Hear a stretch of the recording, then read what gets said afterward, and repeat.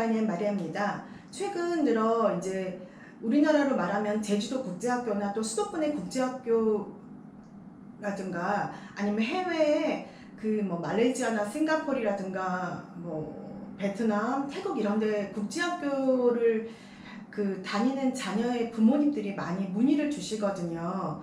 그래서 제가 왜냐고 여쭤봐요. 왜 그 옮기시려고 하시는지 물어보면 이제 하시는 말씀이 거의 두 가지를 요약이 돼요. 하나는 비용 대비 이제 가성비가 적다. 저는 이제 몰랐는데 학비가 거의 3천만 원에서 4천만 원 되고, 사실 제주도나 또 다른 나라 국제학교를 갈 경우 거기 렌트비도 또 만만치가 않아서 이 비용 대비 이 가성비가 좋지 않다고 생각을 하시고요. 보통 이런 경우는 1년이나 뭐 2년 되신 분들은 뭐 만족을 하시지만 3년 차로 넘어가시게 되면 뭐 이 금액이면 내가 호주 영어권 국가도 가지 않을까 라고 생각을 하시거든요. 이제 그런 쪽에서 문의가 또 많이 오시고, 또 학교에 따라서는 한국 학생들이 많아서 우리 아이가 영어가 그만큼 그 기간만큼 빨리 늘지 않아서 이럴 바에는 차라리 영어권 국가로 가는 게 어떠냐라고 결정을 하신다면 이제 그런 문의들이 많이 늘어났어요. 호주 공립학교는 이제 초등학교는 보통 1,500만 원이고 또 중고등은 한 2천만 원 미만이고요. 그리고 사립학교 같은 경우에는 기본적으로 학비가 한 3천만 원에서 뭐 3,500, 4천까지 학교에 따라 물론 기준이 좀 다릅니다. 이제 그렇게 바뀌는데요. 어머님들이 하시던 말씀이 한국에서도 사실 방과 후 끝나고 영어학원이고 학원들 많이 보내시잖아요. 그러니까 그 비용이 뭐 비슷하거나 좀 더 들으면 아무래도 영어권 국가에 유학을 자녀들을 같이 갈 수 있겠다고 생각을 하시는 분들이 많고, 저 개인적인 생각에서는 정말 초등학교 때 그 저학년 때는 정말 상당히 그 2, 3년 동안 외국에서 영어권 국가에서 유학을 하고 오는 거는 아이의 긴 미래를 봤을 때 영어라는 것만 놓고 봤을 때는 상당히 영어를 이제 항상 영어가 우리나라는 어렵고 문제잖아요. 어렵다고 생각하시는데 그걸 좀 해결할 수 있는 방안이 되겠다라고 생각을 합니다.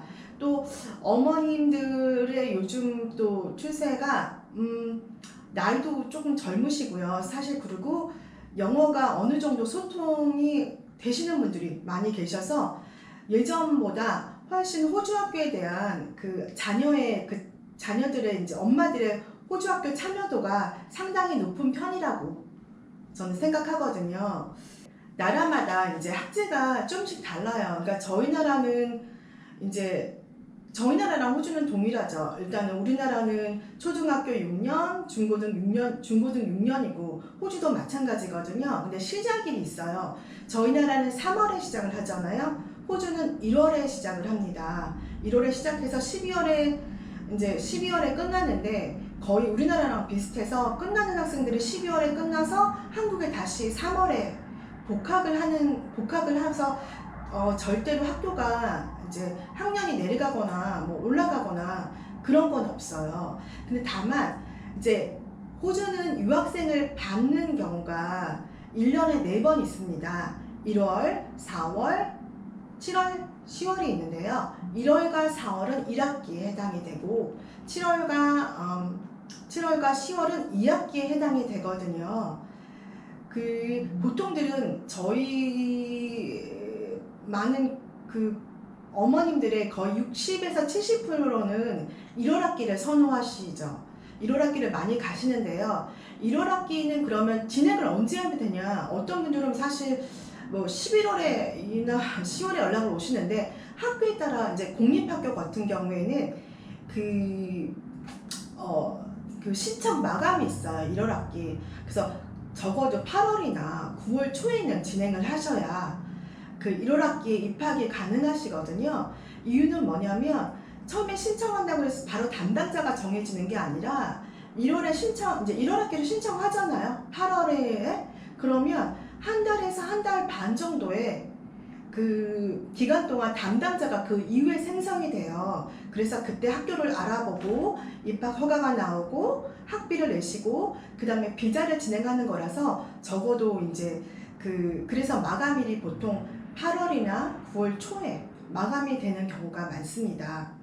그리고 이제 놓치신 분들 11월에 연락이 와서 1월 학기가 놓치신 분들은 4월이나 7월에 많이 진행들을 또 하시는 경우가 많습니다. 또 근데 사립학교 같은 경우에는 따로 마감일은 없으나 초등학교는 자리가 많은 경우가 없어서 최대한 1년에서 또 2년 정도 대기를 하는 경우가 많은데, 그런 경우에는 자녀들이 이제 학년기가 딱 날짜가 정해져 있잖아요. 나이가 정해져 있잖아요. 그 갈 때가. 그래서 공립에 있다가 좀 더 실력을 갖추신 다음에 사립으로 혹은 자리가 있을 때 사립으로 옮기는 경우가 많습니다.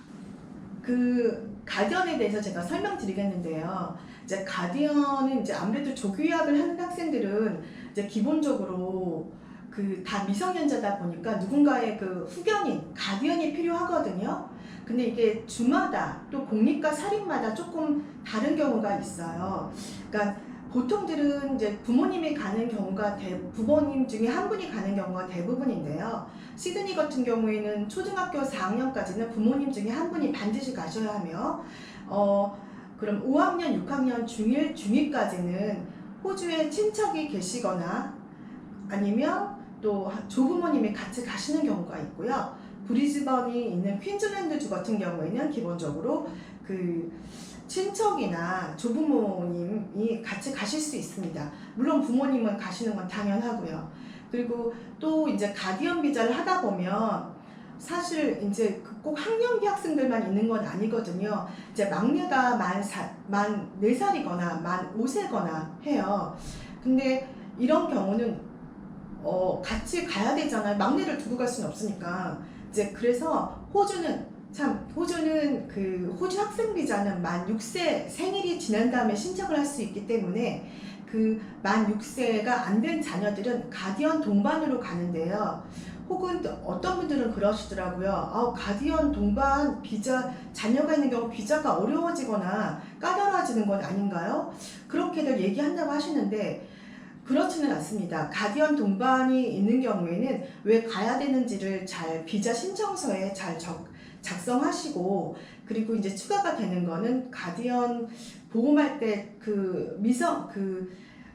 만 6세 미만의 자녀의 가디언 보험도 추가로 들어가시고요. 그리고 비자 신청 시에는 가디언 동반 자녀는 대사관 비자 신청비가 따로 별도로 없습니다. 이 친구 같은 경우에는 호주를 가서 만 6세가 되면 그때 학생 비자를 신청하시게 되거든요. 그래서 처음에 만 6세 미만은 따로 별도의 호주 대사관 비자 신청비가 없습니다. 그리고 다들 아시겠지만 올 7월 1일부터는 관광 비자로 가셔서 학생 비자나 가디언 비자로 전환이 불가합니다. 그래서 이제부터는 이제 반드시 학생 비자나 가디언 비자를 받으셔서 승인 후에 호주로 가셔야 합니다. 이번 제가 6월 말에 시드니를 출장 가게 되어 있는데요. 그 시드니 교육청, NSW 교육청을 통해서 호주 공립학교 방문을, 초등학교는 쉽지가 않은데 방문을 받아서 가게 됐거든요. 근데 그때 거기에 이제 다니시는 유학생 자녀를 둔 저희를 통해서 간 어머님들을 만날 기회가 있었는데, 저는 이제 어떻게 연락을 하다 보니까 다들 나오셔가지고 같이 커피 한 잔을 하게 됐는데요.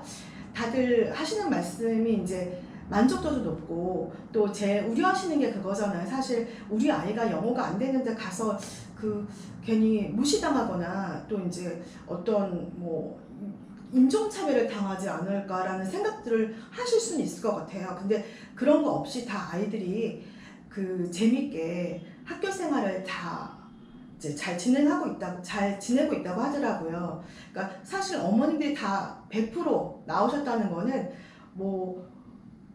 저를 본다기보다는 호주에 대한 이제 호주 생활이 만족하고 자녀들 학교가 만족하다는 저는 생각으로 봐서 내심 정말 기뻤습니다.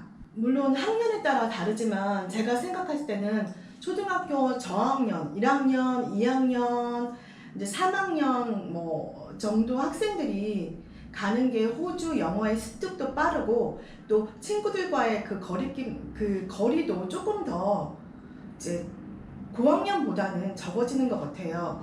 왜냐하면 고학년들은 이제 아무래도 조금 더 크니까 내가 가서 이게 영어가 틀리면 어떡하나, 또 그 요즘 애들은 많이 성숙한 편이어서 내가 틀리면 어떡하지라고 조금 이제 소심하는 경우가 있는데, 아직 어린 초등학교 저학년 학생들 그런 거 없이 또 그 친구들도 마찬가지로 편하게 이제 진행을 해서 조금 더 빨리 영어가 습득이 되는 것 같아서, 가능하면 이제 초등학교 때 저는 저학년 때 가는 거를 또 추천을 해 드리는 바이고요.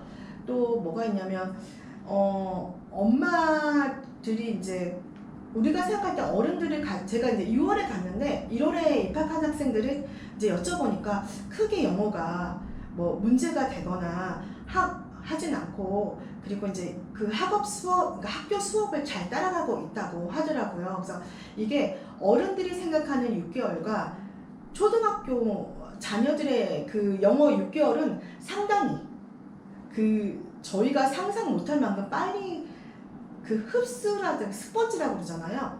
흡수를 하는 것 같아서, 그래서 이제 어머님들이나 아버님들이 돈이 들어감에도 불구하고 자녀들의 조기유학을 보내시는 것 같습니다. 사실 유학원에 대한 거는 이제 부모님이 보시거나 저희가 봤을 때도 학교 진행해주고, 해외인 학교 진행해주고, 비자 받아주고, 승인해주고, 이게 다라고 생각하시지만, 사실 제가 이제 부모님이라면 이제 다 비자 받아서 호주를 갔을 때, 그때부터가 저는 이제 아무래도 시작이지 않을까, 부모님의 입장에서는 이제 그렇게 보거든요.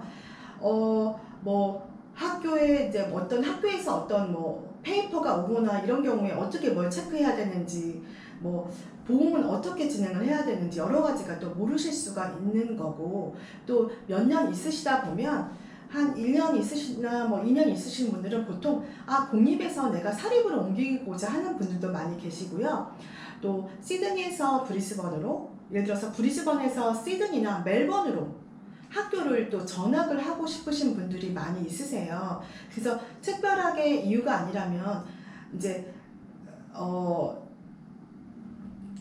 진행했던 유학원이랑 많이 하시는 경우가 많아요. 저희도 물론 그렇게 해서 이제 학교 변경을 하시는 분이 많이 있는데요. 이런 건 아무래도 그 학생 부모님과 또 유학원의 좋은 지속적인 관계가 중요한 역할을 한다고 봅니다. 호주로 자녀의 유학을 계획 중이시라면 호주 공립학교와 사립학교의 공식 에이전트인 유학 INS로 연락을 주시면 꼼꼼히 진행해 드리겠습니다. 감사합니다.